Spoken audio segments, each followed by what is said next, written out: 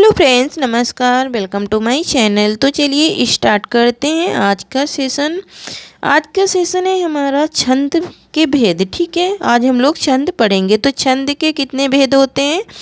3 भेद होते हैं। पहला होता है मात्रिक छंद, दूसरा होता है वर्णिक छंद और तीसरा क्या होता है? मुक्त छंद होता है, जिसे मुक्तक छंद भी कहते हैं ना। इसमें यति गण ना तुक ये सारे क्या होते हैं? लगाए जाते हैं। ठीक है, तो यहाँ पर छंद के भेद कितने हैं? 3 हैं। और छंद का जो धातु रूप है उसे चद धातु से बना है। किससे बना है? चद धातु से ये बना हुआ है। क्या? छंद की धातु जो है वो चद धातु है। तो मात्रिक छंद, वर्णिक छंद और मुक्तक छंद। ओके, ये 3 छंद हमारे होते हैं। ओके, तो मात्रिक छंद में मात्राओं की गिनती होती है। ठीक है, मात्राओं की गिनती। वर्णिक छंद में वर्णों की। यहाँ पर है छंदों के अंग, मतलब कि छंदों के अंग क्या क्या हैं? तो पहला है चरण या पाद, दूसरा है वर्ण और मात्रा, और तीसरा है यति, और चौथा है गति, पांचवा है तुक, और छठा है गण समूह। है ना, गण समूह एक होता है, उसके द्वारा भी हम वर्णिक छंद पहचानते हैं। ठीक है, तो ये गण समूह वर्णिक छंद के अंतर्गत आता है। लेकिन यति, गति, तुक और मात्रा, वर्ण और मात्रा, चरण, पद, पाद, ये बहुत ही इम्पोर्टेंट होते हैं। और ये सारे के सारे क्या रहते हैं? छंद में समाहित होते हैं। तो हम लोग देखेंगे यति, है ना, ये तीनों मात्रिक छंद में आते हैं। ठीक है, तीनों क्या? ये पांचों मात्रिक छंद में आते हैं। यहाँ पर है यति, और छंद में ये नियमित वर्ण या मात्रा पर सांस लेने के लिए रुकना पड़ता है, इसीलिए यति का प्रयोग किया जाता है। और यति पता है, जो हम लोग वाक्य पढ़ते हैं, कोई भी वाक्य पढ़ते हैं और बीच में वो कॉमा आता है ना, उसी को हम यति बोलते हैं। ठीक है, रुकने के स्थान को यति या विराम कहते हैं ना। विराम मतलब वही अल्प विराम जो लगा रहता है ना, उसी को यति कहते हैं। ठीक है, यहाँ पर है गति। ठीक है, गति का मतलब क्या होता है कि लय, यहाँ पर लय और प्रवाह, मतलब कितने अच्छे से तुम पढ़ रहे हो और कितनी तुम्हारी रफ्तार है। ठीक है, पढ़ने का कितना अच्छा तुम्हारे पास टैलेंट है और कितनी अच्छा क्या है, कितना अच्छा प्रभाव है। ठीक है, जैसे यहाँ पर क्या लिखा है कि पवन तनय संकट हरण मंगल मूर्ति रूप राम लखन सीता सहित हृदय बसो सुरभूप। यहाँ पर सहित के पास देखो यति आई है ना, जो सहित है ना, और यहाँ पर हरण के पास संकट हरण है ना, यहाँ पर भी यति आई है ना। तो यहाँ हम रुके ना थोड़ा, पवन तनय संकट हरण, है ना, यहाँ हम रुके हैं ना। नेक्स्ट है हमारी गति। गति का अर्थ है लय या प्रवाह ना, मतलब कि प्रवाह का मतलब रफ्तार और लय का मतलब हम कितना अच्छे से उसे बोल रहे हैं। वर्णिक छंदों में इसकी आवश्यकता नहीं होती है। क्यों नहीं होती है? क्योंकि उसमें वर्णों की गिनती की जाती है। ठीक है, ना तो उसमें मात्रा रहती है, ना तो यति होती है, ना तो गति होती है। ठीक है, किसमें? वर्णिक छंद में। लेकिन मात्रिक छंदों में इसकी आवश्यकता होती है। ठीक है, जैसे मैंने बताया कि मात्रिक जो छंद होते हैं उसमें इसकी ज़रूरत पड़ती है। यहाँ पर ये जो पवन तनय संकट हरण है, ये एक मात्रिक छंद है ना। और ये है क्या? तो ये क्या है? हमारा दोहा है। ठीक है, गति का अर्थ मतलब कि ये हम लोग जान चुके हैं। उसके बाद आता है तुक। चरणों के अंत में जैसे वाणी की आवृत्ति हो तुक कहते हैं।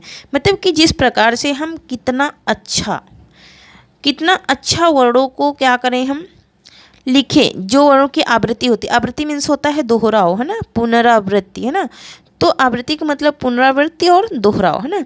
तो उसको हम क्या कहते हैं? तुक कहते हैं। ये संस्कृत छंद में तुक का महत्व नहीं है, मतलब कि ये संस्कृत जो छंद होते हैं उसमें नहीं है, लेकिन तुक ही छंद का प्राण है। बिना तुक के छंद नहीं हो सकता है, ना तो वो पढ़ने में जमता है, ना तो कुछ नहीं। 3 मात्रिक वर्णों के समूह को गण कहते हैं। अब आ गया हमारा गण। 3 मात्रिक छंदों के समूह को क्या कहते हैं? गण कहते हैं, है ना। ये छंद का जो गण समूह होता है वो 3 वर्णों से बना होता है। ठीक है, और गणों की संख्या कितनी होती है? तो 8 होती है। इनके नाम से और तीनों वर्णों के आदि, मध्य और अंत में क्या लगता है? लघु और कहाँ पर लघु लगेगा और कहाँ पर दीर्घ होगा, इसे समझने के लिए निम्नलिखित सूत्र को स्मरण रखें। मतलब कि इस सूत्र को हमको याद रखना है। यमाता राजभानस लगा, है ना, यमाता राजभानस लगा, 2 बार 3 बार बोलेंगे यमाता राजभानस लगा। तो ये सूत्र क्या किस में काम देता है, हमारा वर्णिक छंद में। यहाँ पर देखो लघु है आ ई उ, मतलब कि जो हम लोग स्वर पढ़ते हैं वो उसमें छोटा आ, छोटी ई, बड़ा उ, छोटा उ और री, ये ह्रस्व, इन्हें ह्रस्व भी बोलते हैं और इन्हें लघु भी बोलते हैं। फिर नेक्स्ट है हमारा गुरु, और गुरु का सिंबल होता है एस, है ना। तो बड़ा आ, बड़ी ई, ए ओ औ और बड़ा ऊ, है ना। और एक होता है अनुस्वर, एक होता है विसर्ग, जिसे बोलते हो अंग और जिसे बोलते हो आह। तो वो होता आह होता है हमारा विसर्ग और अंग होता है अनुस्वर, है ना। तो ये तो हमारे आते हैं किसमें, गुरु में, है ना। जब हम छंद को पढ़ते हैं तो वो गुरु में आता है। तो मात्रिक छंद, है ना। मात्रिक छंद के रूप कितने हैं, तो सममात्रिक छंद है, अर्धमात्रिक छंद है और विषम मात्रिक छंद होते हैं। ठीक है। सममात्रिक छंद, इसमें ट्रिक क्या है, ट्रिक है चारों गीत हरि गीतिका, चारों गीत हरि गीतिका। मेरे साथ बोलिए 3 बार, चारों गीत हरि गीतिका, चारों गीत हरि गीतिका, है ना। चारों गीत हरि गीतिका, चारों गीत कैसे हैं, हरि गीतिका है। तो चा से क्या हो जाएगा, चौपाई। चा से हमारा क्या हो जाएगा, यहाँ पर सममात्रिक छंद में क्या आएगा, चौपाई आएगी। ठीक है। तो चा से हमारा क्या हो जाएगा, चौपाई हो जाएगी। हमारी ट्रिक क्या है, चारों गीत हरि गीतिका, है ना। तो चा से हमारी चौपाई, और चौपाई में कितने मात्राएं होती हैं, तो 16 मात्राएं होती हैं। इसके प्रत्येक उसमें 16 मात्राएं होती हैं। ठीक है। और फिर रो से हो गया रोला, इसमें 24 मात्राएं होती हैं। ठीक है। उसके बाद है गीत, गीत से हो गया गीतिका, इसमें 26 मात्राएं होती हैं। उसके बाद है हरिगीतिका, तो हरिगीतिका में 28 मात्राएं पाई जाती हैं। ठीक है। तो ये तो हमारे चारों के चारों क्या हैं, सममात्रिक छंद कहलाते हैं, जिनके चारों बराबर होते हैं ना, तो ये सममात्रिक छंद कहलाते हैं। ठीक है। कौन से, चौपाई, कौन सा मैं सूत्र बताई, चारों गीत हरि गीतिका, है ना। चा से चौपाई, रो से रोला, गीत से गीतिका और हरि गीतिका से हरि गीतिका। नेक्स्ट है मात्रिक सममात्रिक, मात्रिक सम छंद हैं प्रत्येक चरण, है ना। यहाँ पर जो ये सारे क्या हैं, सममात्रिक हैं। ये जो चारों मैंने बताया ये क्या है, सममात्रिक छंद हैं। ओके। तो सममात्रिक छंद में चौपाई सममात्रिक छंद है। प्रत्येक चरण में मात्राएं 16-16 होती, इसके प्रत्येक 4 चरण होते हैं और चारों चरणों में क्या होती हैं, 16-16 मात्राएं होती हैं।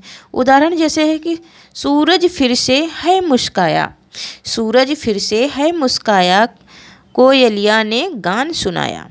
सूरज फिर से है मुस्काया, कोयलिया ने गान सुनाया। यहाँ देखो सूरज बड़ा है तो इसमें 2 मात्राएं, रा में 1 मात्रा, जा में 1 मात्रा, फिर में 1 मात्रा, यहाँ पर, है ना। तो ऐसे मात्रा गिनी जाती हैं। जिसमें बड़ा मात्रा लगा रहता है उसको 2 मात्रा के रूप में गिनते हैं, और जिसमें 1 मात्रा है उसे 1 मात्रा के रूप में गिनते हैं। जैसे यहाँ छोटी ई है तो छोटी ई 1 मात्रा में गिना जाएगा। ठीक है।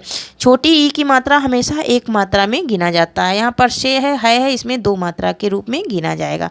अब टोटल देखो हमने यहाँ पर काउंट किया, कितनी मात्राएँ हो गई, तो 16 मात्राएँ हो गई ना। अगर यहाँ पर आधा अक्षर आता है वर्ण के बाद तो उसको भी हम 2 मात्रा के रूप में गिनते हैं। ठीक है। यहाँ पर देखो सूरज, यहाँ पर 2, ठीक है, 2 यहाँ पर कितनी है, 2, 3, 4, है ना। सूरज में 4 मात्राएं, फिर में 2 मात्राएं, से में 2 मात्राएं, है ना। तो 4, 2 6, 2 8, 2 10, 2 12, 2 16, है ना। 16 मात्राएं हो गई ना। कोयलिया में को भी बड़ा है, तो यहाँ पर 16 मात्राएं हैं और यहाँ पर भी 16 मात्राएं हैं। इसके 4 चरण होते हैं, इसमें 16-16 मात्राएं होती हैं। उसके बाद है मात्रिक सममात्रिक छंद में क्या है, 24 मात्राएं वाला प्रत्येक चरण होता है। किसका होता है, ये रोला का होता है। जैसे कि उठो उठो उठो उठो हे वीर आज तुम निद्रा त्यागो ना, करो महासंग्राम नहीं कायर ही भागो। कह रहे हैं उठो उठो वीर, वीर आज तुम उठो और अपनी निद्रा त्यागो, अपनी नींद को समाप्त कर दो और आज तुमको महासंग्राम करना है तुम्हारे, और तुम्हें कायर हो करके नहीं भागना है। ठीक है, तुम्हें डर करके नहीं भागना। कायर मीन्स क्या होता है? डरपोक होता है। ठीक है, तो तुम्हें कायर मीन्स कायर हो करके नहीं भागना है, तुमको आज क्या करना है? महासंग्राम करना है। तो यहाँ पर उठो उठो, यहाँ पर देखो उठो क्या है? ऊ क्या है? छोटा। यहाँ पर 24 मात्राएं आ रही है ना, तो इसके भी चारों चरणों में 24 मात्राएं होती हैं, है ना। यहाँ पर आ गया क्या हमारा गीत का, इसके प्रत्येक चरण, हर गीतिका आ गया, इसके प्रत्येक चरण में 28 मात्राएं होती हैं। किसमें? गीतिका में। गीतिका के प्रत्येक चरण में 28 मात्राएं होती हैं। ठीक है, गीतिका के प्रत्येक चरण में 28 मात्राएं पाई जाती हैं। ठीक है, यहाँ पर अर्धमात्रिक छंद हो गया। अब इसके बाद कौन से छंद आते हैं? अर्धमात्रिक, जिसमें क्या होती हैं? आधी मात्राएं रहती हैं। ठीक है, अर्धमात्रिक छंद में कौन कौन आता है? दोहा, सोरठा, बरवे और उलाला। तो यहाँ पर दोहा में 13 और 11 मात्राएं होती हैं। ठीक है, 13 और 11 मात्राएं होती हैं। सोरठा में 11 13 मात्राएं होती हैं, और ये दोहे का ठीक उल्टा होता है। ठीक है, ये दोहे का सोरठा क्या है? दोहे का ठीक उल्टा होता है। ठीक है, बरवे में 12 और 7 मात्राएं होती हैं। पहले चरण में 7 और दूसरे चरण में 12 मात्राएं होती हैं। तो उलाला में 15 और 13 मात्राएं होती हैं। ठीक है, तो इनमें हम लोगों को अर्धमात्रिक छंद इसे कहा जाता है। किसको? दोहा, सोरठा, बरवे, उलाला को अर्धमात्रिक छंद कहते हैं इसे। ठीक है, तो यहाँ पर दोहा और सोरठा, इस दोहा का ठीक उल्टा है क्या? सोरठा, है ना, क्योंकि इसमें 13 11 और इसमें 11 13, है ना। तो इसमें 13 मात्राएं, दोहे में 13 मात्राएं, पहले चरण में 13 मात्राएं होती हैं, दूसरे चरण में 11 मात्राएं होती हैं, और इसके तीसरे चरण में 11 मात्राएं होती हैं, चौथे चरण में पहले चरण में 13 मात्राएं होती हैं, पहले और तीसरे चरण में 13 मात्राएं होती हैं, और इसके पहले और तीसरे चरण में कितनी होती हैं? 11 होती हैं। ठीक है, इतना फ़र्क है कि इसके पहले और दूसरे तीसरे चरण में 11 मात्राएं होती हैं, 11 मात्राएं होती हैं, और उलाला में हाँ यहाँ पर देखो 13 + 24, 11 + 24 हो गया, 24 मात्राओं वाला ये छंद है। लेकिन हमको रोला से कंफ्यूज नहीं होना है, क्योंकि रोला में भी 24 मात्राएं होती हैं। ठीक है, तो 24 मात्राएं वाला होता है, लेकिन वो सममात्रिक छंद होता है। ठीक है, वो सममात्रिक छंद होता है। तो यहाँ पर मात्रिक छंद का जो होता है, यहाँ पर वो प्रथम तृतीय, मतलब कि जो पहला पद होता है, पहला चरण और तीसरा चरण, वो हम लोग गिनते हैं। ठीक है, तो जैसे प्रथम चरण में 13 होती हैं, किसमें? दोहा में। ठीक है, और द्वितीय और चतुर्थ में 11 होती हैं। द्वितीय चरण और चतुर्थ चरण मतलब कि जो लाइनें होती हैं, तो पहली लाइन में 13 और तीसरी लाइन में 13 और दूसरी लाइन में 11 और चौथी लाइन में 11। आया समझ में? उदाहरण है, मेरी भव बाधा हरो, मेरी भव बाधा हरो, राधा नांगरी सोए, जाए तन की झाई परे, श्याम हरित दुती होए। तो यहाँ पर देखो, मेरी भव बाधा हरो, यहाँ पर गिनो 1, है ना, यहाँ पर मेरी में 2 मात्रा, यहाँ पर 4 मात्रा हैं, भव इसमें 1 1 4, है ना, बाधा 2 2, कितनी हो गई? 2 2 4 2 6 2 8 2 10 1 11 1 2 12, है ना, 12 हो गए, 12 मतलब 1 13, है ना, 13 हो गई ना यहाँ पे, और यहाँ पर कितनी हुई? 11, है ना। तो ये हो गया हमारा पहला चरण, है ना, मेरी भव बाधा हरो, राधा नागर होए ना। तो यहाँ पर क्या हो गया? हरो तक 13 मात्राएं हुई, हरो तक कितनी हुई? 13 हुई, और उसके आगे कितनी हो गई? 11 हो गई। राधा नागरी सोए, इसमें कितनी है? 11 हुई ना। राधा में 4, नागरी, है ना, नागरी में कितनी है? तो यहाँ पर 2 3 4, है ना, 4 इसमें, और नेक्स्ट देखेंगे मात्रिक छंद। मात्रिक छंद है अर्धमात्रिक छंद में दूसरा छंद कौन आता है? सोरठा आता है। तो सोरठा में प्रथम और तृतीय चरण में कौन सी? 11 मात्राएं होती है ना, और द्वितीय और चतुर्थ चरण में 13 मात्राएं होती हैं ना। प्रथम और तृतीय, प्रथम लाइन और तृतीय लाइन में क्या होती हैं? 13 ना। ये दोहा का ठीक उल्टा होता है, ये मैंने पहले ही बताया, दोहा का ठीक उल्टा होता है। ठीक है, यहाँ फिर आ गया विषम मात्रिक। विषम मात्रिक किसको कहते हैं? कुंडलीय को कहते हैं। कुंडलीय हमारा क्या है? दोहा प्लस रोला से मिल करके बनता है ना।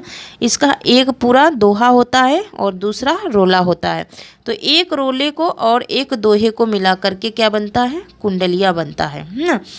तो दोहा प्लस रोला को मिला करके क्या बनता है? कुंडलिया बनता है। एक दोहा होगा और एक रोला का उदाहरण होगा। ठीक है, नेक्स्ट है हमारा छप्पे। छप्पे भी किससे बनता है? ये 6 चरणों वाला होता है।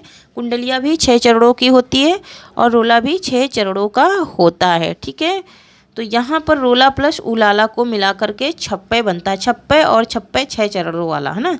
6 से छप्पे, 6 से 6 चरणों वाला।